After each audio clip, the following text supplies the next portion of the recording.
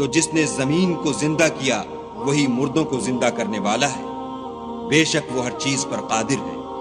جو لوگ ہماری آیتوں میں کجراہی کرتے ہیں وہ ہم سے پوشیدہ نہیں ہیں۔ بھلا جو شخص دوزخ میں ڈالا جائے وہ بہتر ہے یا وہ جو قیامت کے دن امن و امان سے آئے؟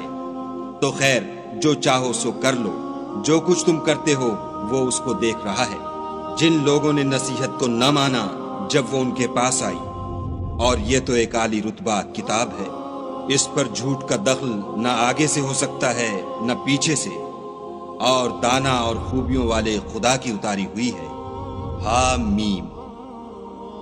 تم سے وہی باتیں کہی جاتی ہیں جو تم سے پہلے اور پیغمبروں سے کہی گئی تھیں، بے شک تمہارا پروردگار بخش دینے والا بھی ہے اور عذاب علیم دینے والا بھی ہے۔